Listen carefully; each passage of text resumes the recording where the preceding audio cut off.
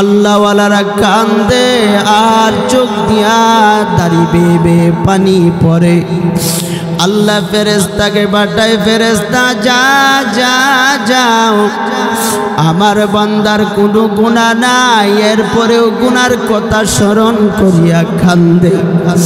2 নম্বর গুণওয়ালা হলো যার জীবনে কোনোদিন তাহাজ্জুদের নামাজ কাজা হয় নাই। 3 নম্বর গুণ হলো জীবনে কোনোদিন পর নারীর দিকে তাকাই নাই। হে যুবক ভাইরা, আমরা জীবনে কত নারীর দিকে তাকাইলাম, কত নারীরে আমরা চোখ দিয়ে টিপ দিলাম, আই লাভ ইউ কইলাম। এই জবানটার কারণে বান্দা তুমি জাহান্নামে যাইবা। আল ইয়াউমা নাখতিমু আলা আফওয়াহিহিম ওয়া তুকাল্লিমুনা আইদিহিম ওয়া তাশহাদু আরজুলুহুম বিমা কানু ইয়াকসিবুন। ওই দিন আল্লাহ জবানটাকে বন্ধ করে দিবে। ওই দিন মানে কিয়ামতের ময়দানে, হাসরের ময়দানে জবানটাকে বন্ধ করে দিবে। আল্লাহ হাতকে বলবে, হাত তোমার দ্বারা কি অন্যায় করেছে? পাকে বলবে, পা তোমার দ্বারা কি অন্যায় করেছে? তোমার দ্বারা কি অপরাধ হয়েছে? চক্ষুকে বলবে, চক্ষু রে আমি আল্লাহ দিয়েছিলাম, আমি আল্লাহর নিয়ামত দেখার জন্য আমি আল্লাহ দিয়েছি, আমি আল্লাহর কুদরতি পায়ে সেজদা করার জন্য আমি আল্লাহ তোরকে দুনিয়াতে পাঠাইছি। চক্ষু দিয়েছি, চক্ষু দিয়ে আমি আল্লাহর সূর্য দেখবে, সূর্য দেখিয়ে আমি আল্লাহর শুকরিয়া আদায় করবে। কোথায় মমতাজ আপা এসেছিল, কোথায় সাকিব খান এসেছিল, কোথায় নর্তকীরা এসেছিল, কোথায় যাত্রা গান হইতো, কোথায় ডান্স আর বান্স হইতো, তোরা সেই দেখার জন্য যাইতে। যা যা যা, আমি আল্লাহ ইন্নাল্লাযীনা কাফারু মিন আহলিল কিতাব মিন আহলিল কিতাবি ওয়াল মুশরিকিনা ফি নারি জাহান্নাম খালিদিনা ফিহা উলাইকা হুম শাররুল বারিয়া। আমি আল্লাহ তোর ঠিকানা রাখলাম জাহান্নামে। জাহান্নামে যা যা, জাহান্নাম বড় ভয়ঙ্কর, জাহান্নাম বড় ভয়ঙ্কর। আমরা এমন, আগে ছিল গজবের টিভি, গজবের টেলিভিশন, এখন মেয়ের কাছেও টাচ মোবাইল, স্ত্রীর কাছেও টাচ মোবাইল, ছেলের কাছেও টাচ মোবাইল। মেয়েও প্রেম করে এক বেড়ার সাথে, স্ত্রীও প্রেম করে আরেক বেড়ার সাথে, ছেলেও প্রেম করে আরেক মেয়ের সাথে। এখন গজবের মোবাইল আসিয়া নারী সমাজকে, যুব সমাজকে এমন ভাবে ধ্বংস করে দিয়েছে। 3 সন্তানের মায়ও হিজরত করে আরেক বেড়ার সাথে চলে যায়। কারণ মা যেমন হবে সন্তানও তেমন হবে। গাই যদি ভালো হয় বাছুর ভালো হবে, মা যদি ভালো হয় সন্তান ভালো হবে। মা যদি খারাপ হয় সন্তানও খারাপ হবে। মা যদি বেশ্যাকুর হয় সন্তানও বেশ্যাকুর হবে। তার কারণ হলো ভাই, গাই বালা তার বাছুর বালা, মা বালা তার জি, বাপ বালা তার বেটা বালা। গাবি বাছু ভালো হইলে বাছুরও ভালো হবে। আমার মুসলমান ভাইরা রে, আমার মুসলমান বন্ধুরে, আজকে আমাদের ঘরের ভিতরে কুরআনুল কারীমের তেলাওয়াত না থাকার কারণে, আজকে আমাদের ঘরে কোরআনের আজমত না থাকার কারণে, ওয়া সুন্নাত রাসূলিহি। 2 নম্বর হলো নবীজি আলাইহিস সালাতু ওয়াস সালাম আরাফার ময়দানে বলেছিলেন, আল্লাহর নবীর সুন্নতকে আঁকড়ে ধরতে হবে। আল্লাহর নবীর সুন্নতকে কি করতে হবে? আঁকড়ে ধরতে হবে। আমার মুসলমান ভাইয়েরা, আজকে মুসলমানদের ঈমান আকীদা নষ্ট হয়ে যাচ্ছে, আজকে মুসলমানদের ঈমান আকীদা বিক্রি হয়ে যাচ্ছে, আজকে মুসলমানদের ঈমান আকীদা এমনভাবে নষ্ট হয়েছে, বর্তমানে গোটা বাংলাদেশে এমন এক ফেরকা নতুন করে আবিষ্কার হয়েছে, হিজবুত তাওহীদ।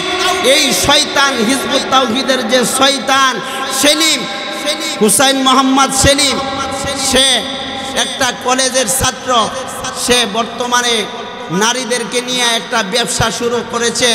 এই শয়তান গত 1-1.5 বছর আগে বলেছিল যে উলামায়ে কেরাম ধর্ম ব্যবসা করে, উলামায়ে কেরাম ধর্ম ব্যবসা কেন করবে, ধর্ম ব্যবসা করব আমরা।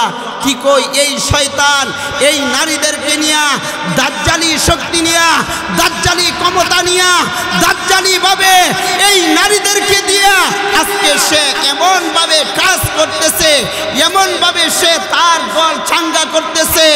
একজন মূর্খ কোনোদিন ইসলামের নেতা হতে পারে না, একজন মূর্খ কোনোদিন ইসলামের নেতৃত্ব দিতে পারে না, একজন মূর্খ কোনোদিন যার কোরআনের জ্ঞান নাই, যার হাদিসের জ্ঞান নাই, যার কিয়াসের জ্ঞান নাই, যার ইজমার জ্ঞান নাই, সে আবার কিভাবে ইসলামের নেতৃত্ব দিতে পারে, এটা আমার কোনো বুঝে আসে না। শরীয়তের দলিল হলো 4টা, উসুলে ফিকহের মধ্যে আছে কোরআন, হাদিস, ইজমা, কিয়াস। কোরআন হাদিস বুঝতে হলে কমপক্ষে 18টা ইলম লাগে। কয়টা ইলম লাগে? ইলমে নাহু, ইলমে সরফ, ইলমে ইশতিকাক, ইলমুল লুগাত, ইলমুল বালাগাত, ইলমুল ফালসাফা, এত একটাও নাই। আবার রেফারেন্স এমন সুন্দর সুন্দর করে দিবে, এমন সুন্দর সুন্দর করে রেফারেন্স দিবে, মনে হয় যেন গোটা পৃথিবীর বিখ্যাত আলেম এই শয়তান।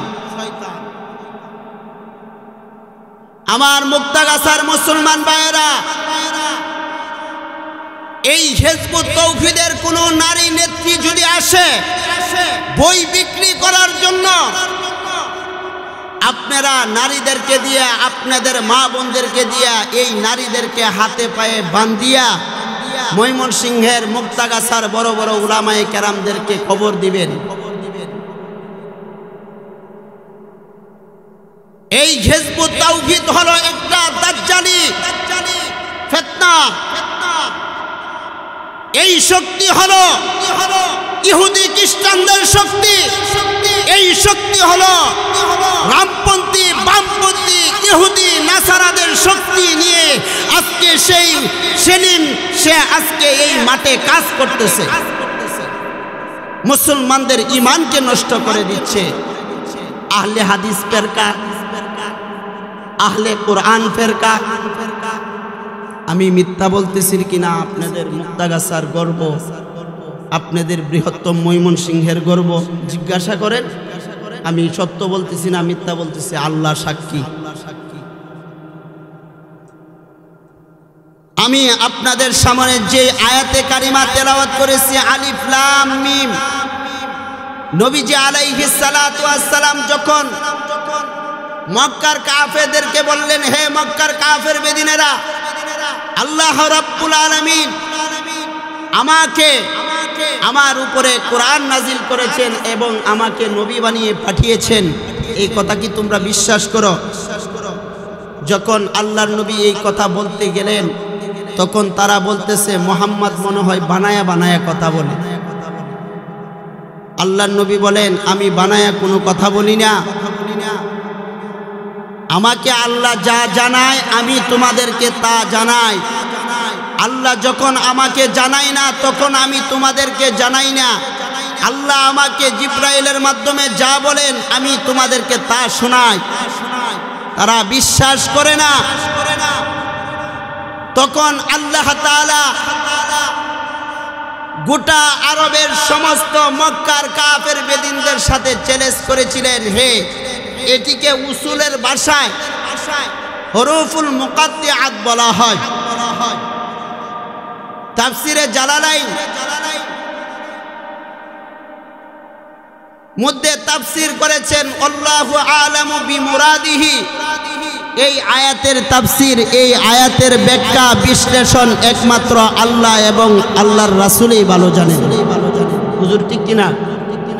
আল্লাহ এবং আল্লাহর রাসূলই ভালো জানেন। যালিকাল কিতাবু লা রাইবা ফীহি,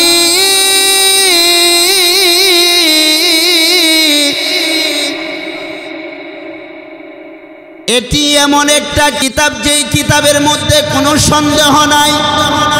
পৃথিবীর সমস্ত কিতাবের মধ্যে পরিবর্তন আছে, কিন্তু আল্লাহর কিতাব যে আল্লাহ রাব্বুল আলামিন আজ থেকে 1500 বছর পূর্বে আমার নবীর উপর নাজিল করেছেন, এটা এমন একটা কিতাব, এটা এমন একটা গ্রন্থ, পৃথিবীর সমস্ত বই পুস্তকের মধ্যে বদল আছে। আমরা যদি গান একটা শুনি, দ্বিতীয়বার আর শুনতে মন চাই না। আমরা যদি কোনো বইয়ের গল্প একবার পড়ি, দ্বিতীয়বার আর পড়তে মন চাই না। কিন্তু এই কোরআন যখন দুনিয়াতে আসলো, আমার নিজের কথাই বলি, 2003 সাল থেকে যখন বাবা মারা যায়, আমার মা 3 ভাইকে, আমাদের 3 ভাইকে মাওলানা মুফতি বানাইছেন। আজ পর্যন্ত কোনো দিন এই কথাটা বলি নাই আল্লাহর কালাম তেলাওয়াত করে মজা পাই না। ঘরে যখন কানা না থাকে, স্ত্রীকে বলি কোরআন তেলাওয়াত করবা, দেখবা কোথায় থেকে খাবার আসবি, ভরসা করবা আল্লাহর উপরে, রিজিক আল্লাহর পক্ষ থেকে আসবে। কোরআনুল কারীম এমন এক কিতাব, আল্লাহ আমাদেরকে দিয়েছেন হুদাল লিল মুত্তাকিন। এই কিতাবটা হলো গোটা পৃথিবীর মানব জাতির হেদায়েতের জন্য। এই কিতাব শুধু মুসলমানের কিতাব না, এই কিতাব হিন্দুরও কিতাব, এই কিতাব ইহুদিরও কিতাব। ইহুদি যদি কালিমা পড়ে তওবা করে, ওই ধর্ম সারিয়া যদি শেষ নবীর ধর্মে আসে, আমার নবীর পরে আর কোনো ধর্ম চলে না। আমার নবীর পরে কিয়ামত পর্যন্ত আর কোনো নবী আসবে না। আনা খাতামুন নাবিয়্যিন লা নাবিয়্যা বা'দি। নবী বলেন আমার পরে কিয়ামত পর্যন্ত আর কোন নবী আসবে না। এটা এমন একটা কিতাব, খাজা কুতুবউদ্দিন বখতিয়ার কাকি রহমাতুল্লাহি আলাইহি সেই কুতুব মিনারের পাশে শুয়ে আছে। খাজা কুতুবউদ্দিন বখতিয়ার কাকি যখন মায়ের গর্ভে আসেন, মায়ের গর্ভে আসার পরে একদিন বাবা এবং মা বসে পরামর্শ করতেছে, আমাদের সন্তান যদি দুনিয়াতে আসে, আমাদের এই সন্তানকে কোরআনের শিক্ষায় শিক্ষিত করে তুলব, আমাদের এই সন্তানকে তাওয়াক্কালতু আলাল্লাহ, আল্লাহর উপর ভরসাকারী বানাবো। দুনিয়াতে আসলো, সন্তান বড় হলো, এই সন্তানকে মা মাদ্রাসায় দিল, বড় আলেম বানাবে। কিন্তু ছোট বাচ্চা যখন মাদ্রাসা থেকে বাড়িতে আসে, খাবার না পাইলে কান্নাকাটি করে, ঠিক কিনা? খাজা কুতুবউদ্দিন বখতিয়ার কাকি রহমাতুল্লাহি আলাইহি তিনি প্রত্যেক দিন মাদ্রাসায় যান। মাদ্রাসা থেকে আসার আগে খাজা কুতুবউদ্দিন বখতিয়ার কাকির আম্মা রান্না পাক শাক করে আলমারির ভিতরে রেখে দেন। সন্তান খাজা কুতুবউদ্দিন বখতিয়ার কাকি আসিয়া মাকে বলে, মা মাদ্রাসা থেকে আসলাম, মা খাবার দেও, ক্ষুধা লেগেছে। মা কুতুবউদ্দিন বখতিয়ার কাকিকে ডাক দেয়া বলে, কাকি খাবার দেওয়ার মালিক হলো আল্লাহ, আল্লাহর কাছে খাবার চাইতে হবে। কিন্তু খাজা কুতুবউদ্দিন বখতিয়ার কাকির মালিকের কাছে কিভাবে কানা চাবে সেই নিয়ম জানা ছিল না। খাজা কুতুবউদ্দিন বখতিয়ার কাকি রহমতুল্লাহি আলাইহি আম্মা জান ডাক দিয়া বলে, বাবা তুমি ওযু করিয়া আসো। ওযু করিয়া তুমি জায়নামাজ বিছাও, জায়নামাজ বিছায়া তুমি নামাজে দাঁড়াও। নামাজে দাঁড়াইয়া 2 রাকাত নামাজ পড়ো। নামাজ শেষ করলো, মাকে ডাক দিয়া বলে, মা কিভাবে খাবার চাইতে হবে?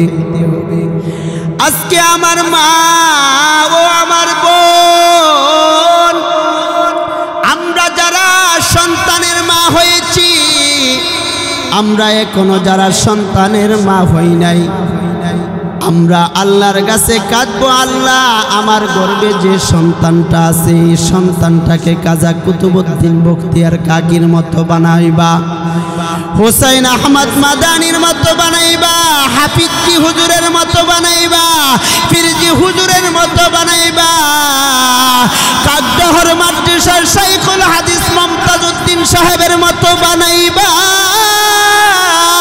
খাজা কুতুবউদ্দিন বখতিয়ার কাকি নামাজ পড়ে মাকে বলে, মা কিভাবে নামাজ পড়ে আল্লাহর কাছে যাব? মা তুমি পদ্ধতিটা শিখাইয়া দাও। মা বলে, কাকি আল্লাহর কাছে কো, আল্লাহ মাদ্রাসা থেকে লেখাপড়া করিয়া আসলাম, আল্লাহ পেটে ক্ষুধা লাগছে, খাবার দেওয়ার মালিক বলি তুমি, তুমি আল্লাহ খাবারের ব্যবস্থা করে দাও। মাও কয়, সন্তান কয়, সন্তান আমিন আমিন বলে মুখে মুছিয়া মাকে বলে, মা খাবার কই, খাবার দাও। কুতুবউদ্দিন বখতিয়ার কাকি বলে, বাবা খাবারটা একটু ঘরে খুঁজে দেখো, খাবার পেয়ে যাইবা। খাজা কুতুবউদ্দিন বখতিয়ার কাকি খাবার খুঁজে কোথাও পাই না, হঠাৎ করে আলমারির ভিতরে যাইয়া দেখে খাবার, আলমারির ভিতরে যাইয়া দেখে খাবার। খাবার খাওয়ার পরে কুতুবউদ্দিন কাকি রুটিন অনুযায়ী ঘুমায়া যায়। এইভাবে কয়েকদিন যাওয়ার পরে হঠাৎ করে খাজা কুতুবউদ্দিন বখতিয়ার কাকির আম্মা কোনো এক প্রয়োজনে তিনার আত্মীয়ের বাড়িতে গিয়েছিলেন, কিন্তু কুতুবউদ্দিনের আম্মা জানের আসতে একটু দেরি হয়ে গেল। সন্তান মাদ্রাসা থেকে আসার সময় হয়, কিন্তু কুতুবউদ্দিনের আম্মা আর আসতে পারি নাই, দেরি হয়ে যায়। কিন্তু তিনি আত্মীয় বাড়িতে তাকিয়া বলে, আল্লাহ সন্তানের জন্য প্রত্যেক দিন খাবার পাকাইয়া আল্লাহ আলমারির ভিতরে রেখে দিতাম, তোমার প্রতি একটা বিশ্বাস জমানোর কারণে, তোমার প্রতি একটা ভরসা জমানোর কারণে আল্লাহ আজকে আমি যাইতে পারি নাই, আমার সন্তান আসিয়া খাবার খুঁজবে, খাবার না পাইলে কান্নাকাটি করবি, আল্লাহ তুমি আমার সন্তান কুতুবউদ্দিন বখতিয়ার কাকির খাবারের ব্যবস্থা করে দিও। খাজা কুতুবউদ্দিন বখতিয়ার কাকি রহমতুল্লাহি আলাইহির আম্মা জান আত্মীয়র বাড়ি থেকে আসলেন, আসিয়া দেখেন খাজা কুতুবউদ্দিন বখতিয়ার কাকি প্রত্যেক দিন যেভাবে ঘুমায় রুটিন অনুযায়ী আজকেও ঘুমাইতেছে। তিনার মা বললেন, আমি খাবার পাক শাক করিয়া তারপরে আমার সন্তানকে ডাক দিব ঘুম থেকে উঠার জন্য। খাজা কুতুবউদ্দিন বখতিয়ার কাকি রহমতুল্লাহি আলাইহির আম্মা জান খাবার পাকাইয়া আলমারিতে রেখে দিলেন। আলমারিতে রেখে দেওয়ার পরে সন্তানকে ডাক দিলেন, ও সন্তান তুমি ঘুম থেকে উঠো, তুমি মনে হয় নাকি ঘুমিয়ে পড়েছ। সন্তান ঘুম থেকে উঠে বলে, না না মা, আমি না খায়া ঘুমাই নাই, আজকে আমি খাবার খেয়ে ঘুমিয়েছি। মা অনেক দিন ধরে আলমারি থেকে খাবার খায়, আজকে মনে হয় যেন আমি জান্নাতি খাবার খেয়েছি। বলেন সুবহানাল্লাহ। এই ছোট ছোট সন্তানদেরকে আল্লাহর প্রতি ভরসা জমাইতে হবে, আল্লাহর প্রতি বিশ্বাস জমাইতে হবে। আল্লাহর প্রতি যদি ভরসা থাকে, আল্লাহর কোরআনের তেলাওয়াত যদি থাকে, থাকে, আল্লাহর কোরআনের মহব্বত যদি থাকে, আল্লাহর কোরআনের ভালোবাসা যদি থাকে, তাহলে আল্লাহ তাআলা কাজা কুতুবউদ্দিন বখতিয়ার কাকীকে যেইভাবে জান্নাতি খাবার খাওয়াইলেন, আল্লাহ রাব্বুল আলামিন আমাদেরকেও জান্নাতি খাবার খাওয়াইতে পারে। এটা বিশ্বাস আছে, এটা বিশ্বাস আছে। কাজা কুতুবউদ্দিন বখতিয়ার কাকীর আরেকটা ঘটনা বলবো। কাজা কুতুবউদ্দিন বখতিয়ার কাকী রহমাতুল্লাহি আলাইহি দুনিয়া থেকে বিদায় নিলেন। চতুর্দিকে আওয়াজ ছড়িয়ে পড়ল, কাজা কুতুবউদ্দিন বখতিয়ার কাকী আর দুনিয়াতে নাই। কাজা এত বড় আল্লাহর ওলি, যুগ শ্রেষ্ঠ আল্লাহর ওলি আর দুনিয়াতে নাই। চতুর্দিকে সুখের ছায়া, চতুর্দিকে একটা আওয়াজ উঠল, এই জমানার শ্রেষ্ঠ আল্লাহর ওলি কুতুবউদ্দিন আর নাই। জানাজার নামাজ পড়ার জন্য সমস্ত মানুষ ঐক্যবদ্ধ হলো, কিন্তু কে তার জানাজার নামাজ পড়াবে, কে তার জানাজার নামাজের ইমামতি করবে, এমন একজন লোক পাওয়া যাচ্ছে না। হঠাৎ করে পিছন থেকে একজন লোক আসিয়া বলতেছে, হযরত আমাকে এমন একটি কথা বলে গেছেন, যার ভিতরে 4 গুণ আছে, সেই হযরতের জানাজার নামাজ পড়াবে। এখন উপস্থিত সমস্ত ময়দানের লোক এই দিক সেদিক তাকাতাকি করে, কার ভিতরে এমন 4 গুণ আছে, কে এমন 4 গুণওয়ালা এই মজলিসের ভিতরে কে জানাজার নামাজ পড়াবে। সবাই জানতে চায় হযরত সেই 4 গুণের কি কি গুণ বলে গেছেন। 1 নম্বর গুণ হলো যার জীবনে তাকবীর ওলা ছুটে নাই। আমরা মুসলমান হয়েছি, নামাজ পড়ি, ইমাম সাহেব 3 রাকাত 4 রাকাত শেষ হইলে পরে আল্লামা কুতুবউদ্দিন বখতিয়ার কাকী জানাজার নামাজ ওই ব্যক্তি পড়াবে যার জীবনে তাকবীর ওলা ছুটে নাই। 1 নম্বর গুণ। 2 নম্বর গুণ হলো যার জীবনে তাহাজ্জুদের নামাজ কাজা হয় নাই। মুসলমান ভাইরারে আমার, তাহাজ্জুদের নামাজ ছাড়া কোনো আল্লাহর ওলি হতে পারে না। আল্লাহওয়ালা আমার পাশেই বসে আছে, জিজ্ঞাসা করেন পৃথিবীর সবাই যখন ঘুমন্ত অবস্থা থাকে, আল্লাহওয়ালারা ঘুমায় না, আল্লাহওয়ালারা ঘুমায় না, আল্লাহওয়ালারা গুনগুন করিয়া যাই নামাজে মুসল্লায় বসিয়া, ইয়া ইলাহি তো মেরা গফফার হাই, ইয়া ইলাহি তো মেরা সত্তার হাই, ইয়া ইলাহি তো মেরা মাবুদ হাই,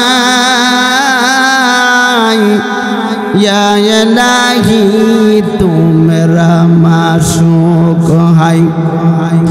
আল্লাহ আমি গুনাহগার, আমি নাফরমান, পৃথিবীর সমস্ত মানুষের থেকে আমি গুনাহগার।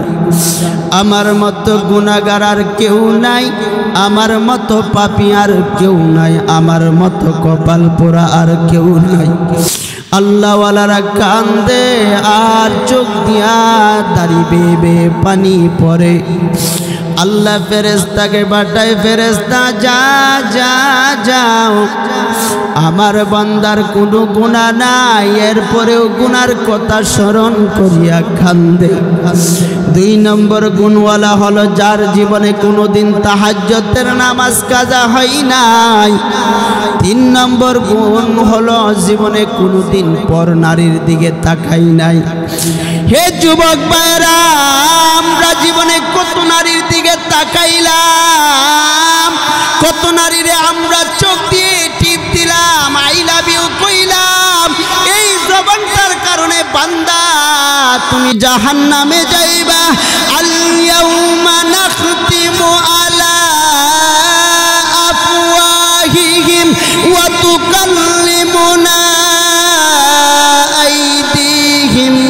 তাশহাদু আরজুলুহুম বিমা কানু ইয়াকসিবুন। ওই দিন আল্লাহ জবানটাকে বন্ধ করে দিবে। ওই দিন মানে কিয়ামতের ময়দানে, হাসরের ময়দানে জবানটাকে বন্ধ করে দিবে। আল্লাহ হাতকে বলবে, হাত তোমার দ্বারা কি অন্যায় করেছে? পাকে বলবে, পা তোমার দ্বারা কি অন্যায় করেছে? তোমার দ্বারা কি অপরাধ হয়েছে? চক্ষুকে বলবে, চক্ষু রে আমি আল্লাহ দিয়েছিলাম, আমি আল্লাহর নিয়ামত দেখার জন্য আমি আল্লাহ দিয়েছি, আমি আল্লাহর কুদরতি পায়ে সেজদা করার জন্য আমি আল্লাহ তোরকে দুনিয়াতে পাঠাইছি। চক্ষু দিয়েছি, চক্ষু দিয়ে আমি আল্লাহর সূর্য দেখবে, সূর্য দেখিয়ে আমি আল্লাহর শুকরিয়া আদায় করবে। কোথায় মমতাজ আফা এসেছিল, কোথায় সাকিব খান এসেছিল, কোথায় নর্তকীরা এসেছিল, কোথায় যাত্রা গান হইতো, কোথায় ডান্স আর বান্স হইতো, তোরা সেই দেখার জন্য যাইতে। যা যা যা আমি আল্লাহ ইন্নাল্লাযীনা কাফারু মিন আহলিল কিতাব মিন আহলিল কিতাবি ওয়াল মুশরিকিনা ফি নারি জাহান্নাম খালিদিনা ফিহা উলাইকা হুম শাররুল বারিয়া। আমি আল্লাহ তোর ঠিকানা রাখলাম জাহান্নামে। জাহান্নামে যা যা, জাহান্নাম বড় ভয়ঙ্কর, জাহান্নাম বড় ভয়ঙ্কর। এজন্য মুসলমান ভাইরা রে আমার, তাহলে কুতুবউদ্দিন বখতিয়ার কাকি রহমাতুল্লাহি আলাইহির জানাজা নামাজ পড়ানোর জন্য 3 নম্বর গুণ হলো আমরা পরনারীর দিকে তাকাবো। হ্যাঁ, এটার কথা বলছে। আপনারা আমার ওয়াজ বুঝতেছেন ভাই? ভালো লাগতেছে না বন্ধ করে দিব? হ্যাঁ, ভালো লাগতেছে, আরো চলবে? কতটুক সময় ওয়াজ করবো আপনারা বলেন? আরো 1 ঘন্টা? ঠিক আছে, ঠিক আছে ইনশাআল্লাহ। হুজুর আল্লাহর ওলি মানুষ, এত সময় বসায় রাখিয়া সম্ভব? বলেন বলেন, সম্ভব? সম্ভব? আমার মুসলমান ভাইরারে, আমার মুসলমান বন্ধুরে, 4th নম্বর গুণ হলো যার জীবনের কোনোদিন আসরের নামাজ এবং আসরের নফল সুন্নত সহ কাজা হয় নাই, এমন 4 গুণ বলা একজন মানুষ তার জানাজার নামাজ পড়াবে। কিন্তু পুরা জামাতের ভিতরে এমন কোনো লোক নাই, সবাই স্তব্ধ হয়ে গেল। এদিক সেদিক তাকায়, কে জানাজা পড়াবি? এমন সময় পিছন থেকে একজন লোক রুমাল দিয়া মাথাটা ডাকিয়া কাঁদতে কাঁদতে সামনের দিকে আসলো। আসিয়া কুতুবউদ্দিন বখতিয়ার কাকি রহমাতুল্লাহি আলাইহির লাশের পাশে দাঁড়াইয়া কুতুবউদ্দিন বখতিয়ার কাকির রহমাতুল্লাহি আলাইহি লাশটা যেই কাপড় দিয়ে ঢাকা ছিল সেই কাপড়টাকে তুলল। তুলিয়া বলতেছে, কুতুবউদ্দিন তুমি দুনিয়া থেকে বিদায় নিয়ে চলে গেলা, আর আজকে আমার সব কিছু তুমি প্রকাশ করে থইয়া গেলা। তখন সমস্ত মা সহ উপস্থিত সবাই দেখে তিনি আর কেউ না, তিনি হলেন তৎকালীন বাদশাহ শামসুদ ইলতুৎমিশ। তিনি একজন বড় বাদশাহ ছিলেন। আজকে আমার দেশের বাদশাকে যদি জিজ্ঞাসা করা হয় ইমামতির দায়িত্ব দিলা তোমাকে, আজকে আমার দেশের রাষ্ট্রপ্রধানকে যদি জিজ্ঞাসা করা হয় হায়েজের রক্ত দিয়ে জায়নামাজ কয়েকবার নষ্ট করবে, মুক্তাদি পিছনে দাঁড়াইয়া থাকবে, কিন্তু ইমাম সাহেবকে আজকে আমার দেশের নেতা টিকে হয়েছে, কিন্তু জানাজার নামাজ পড়ানোর যোগ্যতার মতো নেতা হয় নাই। জানাজার নামাজ পড়ানোর জন্য আমার দেশের মাদ্রাসার একজন কোরআনের হাফেজকে নিতে হয়, একজন মসজিদের ইমাম সাহেবকে নিতে হয়, একটা মাদ্রাসার শাইখুল হাদিসকে নিতে হয়। আজকে কত বড় বড় টাকাওয়ালা পয়সাওয়ালা মারা যায়, কিন্তু জানাজার নামাজ পড়ানোর জন্য ইমাম পাই না, ইমাম পাই না। জানাজার নামাজ কুত্তা মরলে যেমন মানুষ যায় না, মানুষ পড়লেও জানাজার নামাজ পড়ানোর জন্য ইমাম পাই না। তার কারণ হলো মানুষ কুকুরের থেকেও নিকৃষ্ট হয়ে গেছে। আমার মুসলমান ভাইরারে, আমার মুসলমান বন্ধুরে, আল্লাহর কোরআনে মগ্নে কোরআন, আল্লাহ তাআলা বলেন বান্দা কোরআনের তেলাওয়াতে তো মজা, কোরআনের তেলাওয়াতের মধ্যে এত স্বাদ। আল্লাহ তাআলা দাউদ নবীকে এত সুন্দর কণ্ঠ দিয়েছিলেন।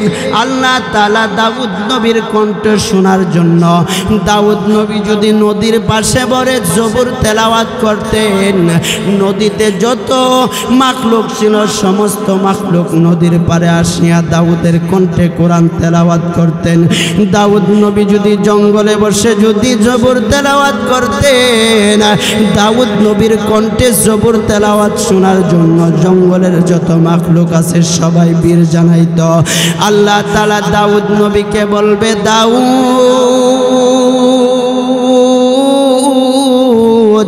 আমি আল্লাহ তোমাকে এত সুন্দর কণ্ঠ দিয়েছি, এত মজার কণ্ঠ দিয়েছি। দাউদ তুমি যখন জবর তেলাওয়াত করতা তোমার কণ্ঠে সবাই সমস্ত মাখলুক জবরের তেলাওয়াত শুনতো। আজকে জান্নাতবাসীদেরকে তোমার কণ্ঠে কোরআনের তেলাওয়াত শোনায়া দাও। তুমি তো কোরআন তেলাওয়াত করো না। আল্লাহ তাআলা জান্নাতবাসীদেরকে বলবে, ও জান্নাতবাসীরা, সুমধুর কণ্ঠে কি কোরআনের তেলাওয়াত শুনতে চাও? সমস্ত জান্নাতবাসীরা পাগল পারা হয়ে আল্লাহকে বলবে, আল্লাহ হ্যাঁ, সুন্দর কণ্ঠে কোরআন তেলাওয়াত শুনতে চায়। আল্লাহ দাউদ নবীকে বলবে, দাউদ তুমি মিম্বরে বসে যাও। আল্লাহর নবী হযরতে দাউদ আলাইহিস সালাতু ওয়াস সালাম মিম্বরে বসবেন। মিম্বরে বসিয়া সুমধুর কণ্ঠে কোরআন তেলাওয়াত করবেন। তাহা মা আনজালনা আলাইকাল কুরআনা লিতাশকা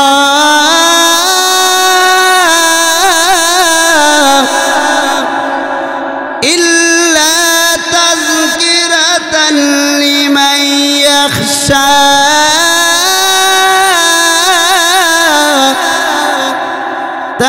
তানজিলাম মিম্মান খালাকাল আরদা ওয়াস সামাওয়াতিল উলা। আল্লাহ তাআলা বলবেন, জান্নাতবাসীরা রে,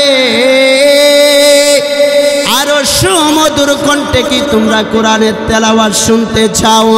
জান্নাতবাসীরা পাগলের মতো হয়ে যাবে।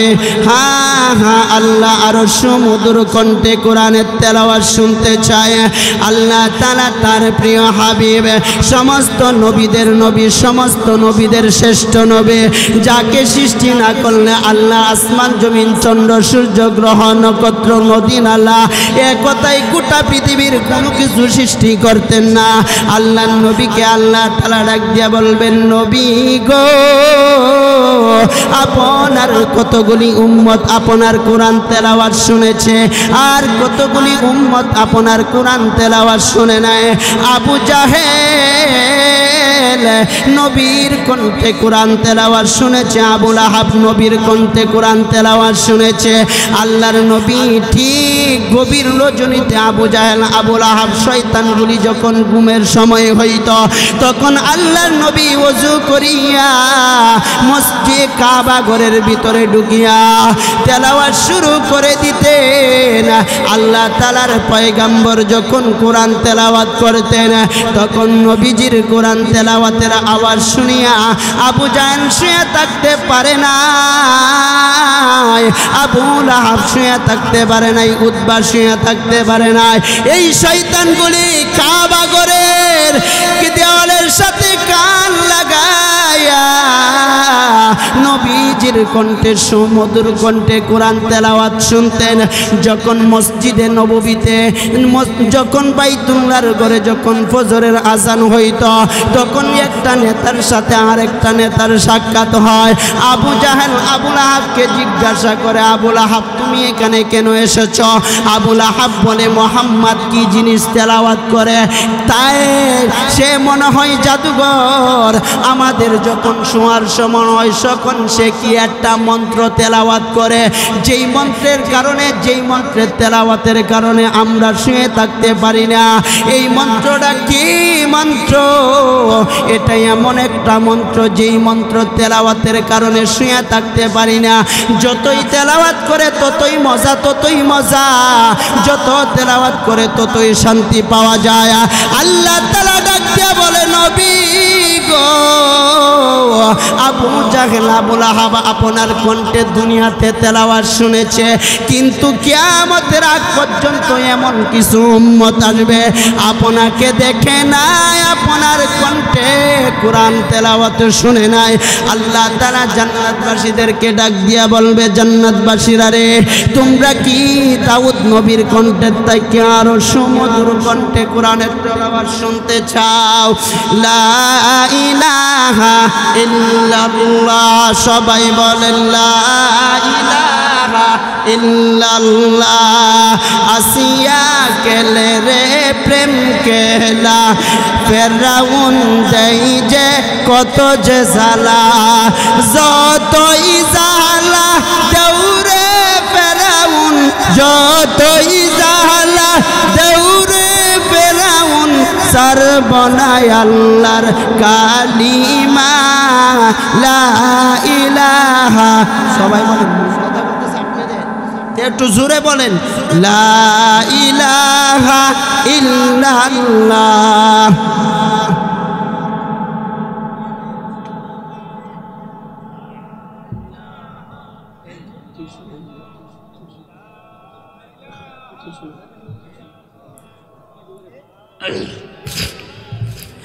আল্লাহ রাব্বুল আলামিন তখন নবীজিকে ডাক দিয়া বলবেন, নবী গো, আপনি মিম্বরে উঠে যান। আপনি উঠিয়া আপনার সুমধুর নামে যে একটা সূরা নাজিল করেছে, আল্লাহর নবীর এক নাম হলো ইয়াসিন, এজন্য সমস্ত কোরআনের মূল হলো ইয়াসিন। আল্লাহ তাআলা ডাক দিয়া বলেন, নবী বিসমিল্লাহির রহমানির রহিম, ইয়াসিন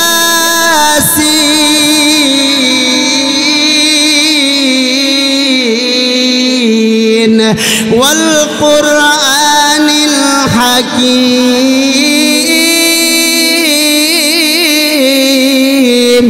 ইন্নাকা লামিনাল মুরসালিন। এইভাবে আল্লাহর নবী তেলাওয়াত করতে করতে সূরা ইয়াসিন তেলাওয়াত শেষ করবে। আল্লাহ তাআলা ডাক দিয়া বলবে, জান্নাতবাসীরা রে, আরো সুমধুর কণ্ঠে কোরআনের তেলাওয়াত শুনতে চাও? জান্নাতবাসীরা পাগল পারা হয়ে যাবে। আল্লাহকে বলবে, আল্লাহ হ্যাঁ, আরো সুমধুর কণ্ঠে কোরআনের তেলাওয়াত শুনতে চায়। তখন আল্লাহ রাব্বুল আলামিন নিজেই মিম্বরের উপর উঠবেন। ও মিম্বরের উপর উঠিয়া আল্লাহ তাআলা নিজের পরিচয় দিবেন, আনার রহমান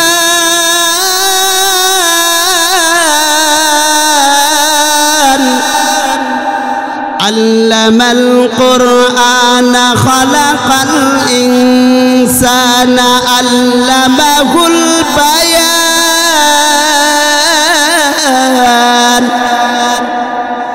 আশ-শামসু ওয়াল কমারু বিহুসবান والنجم والشجر يسجدان এইভাবে আল্লাহ তাআলা কুরআনুল কারীম তেলাওয়াত করে শোনাবেন। এই জন্য আমার মুসলমান ভাইরা রে, আমার মুসলমান বন্ধুরে, আল্লাহর